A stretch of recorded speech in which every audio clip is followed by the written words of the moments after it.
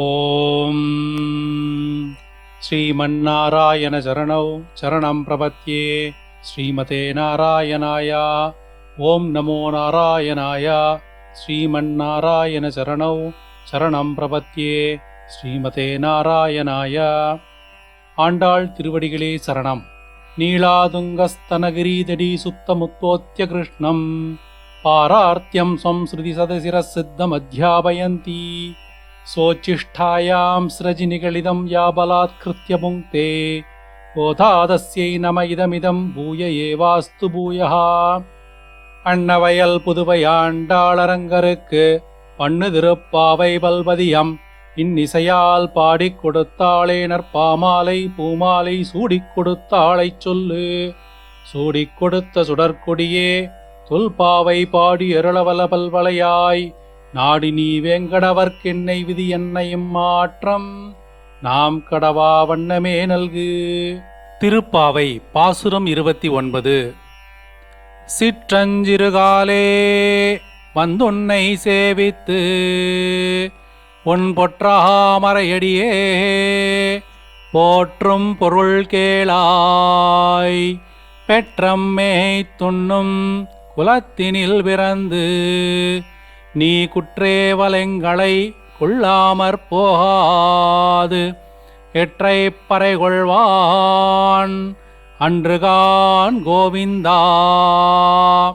எற்றைக்கும் ஏழேழு பிறவைக்கும் உந்தன்னோடுற்றோமே யாவோம் உமக்கே நாமாட்செய்வோம் மற்றினங்காமங்கள் மாற்றேலோரெம்பாவாய்.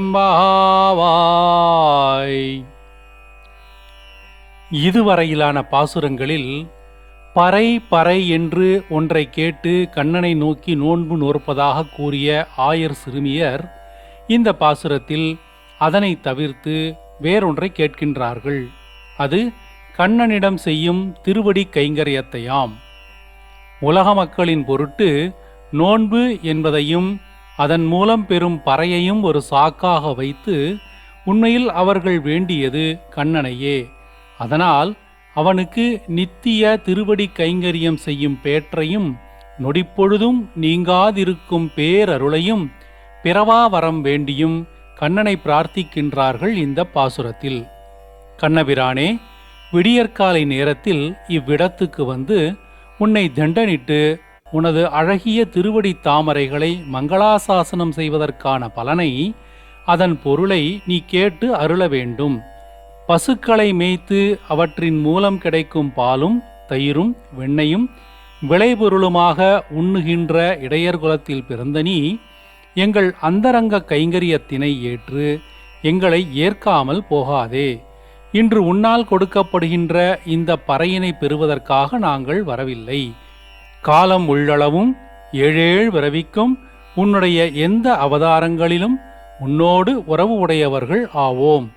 உனக்கு மட்டுமே நாங்கள் அடிமை செய்ய கடவோம். உன் மீதான பக்தியை மாற்ற மாட்டோம். எங்களின் மற்றைய இகலோக விருப்பங்களை தவிர்க்கும்படி எங்களுக்கு நீயே அருள வேண்டும் என்று ஆயர் சிறுமியர் இந்த பாசுரத்தில் பிரார்த்திக்கின்றார்கள். உன் பொற்றாமரை அடியை போற்றுதற்கான நோக்கம் என்னவென்று கேட்டாய். பார்க்கடல் நடுவே பரமபதத்தில் நாயகனாக விளங்கும் நீ உன் இருப்பிடத்தை தவிர்த்து இங்கே இடைக்குலத்தில் வந்து பிறந்தாய். அதற்கு ஒரு பயன் வேண்டுமென்றோ? எங்களிடம் நீ கைங்கரியத்தை ஏற்காது இருப்பாயாகில் உன்னுடைய இந்த பிறவியே பயனற்றதாகுமே என்று கேட்கின்றார்கள் ஆயர் சிறுமியர். மோட்சத்தை விரும்பும் முமுட்சுவானவன் கண்ணனையே சரணடைந்து வேறு பல விஷயாந்தரங்களில் இச்சை கொள்வதை தவிர்த்து கண்ணன் மீதான பக்தியிலேயே இருப்பதை மற்றை நங்காமங்கள் மாற்றேல் என்று சொன்னார் ஆண்டாள் நாச்சியார் இந்த பாசுரத்தில்.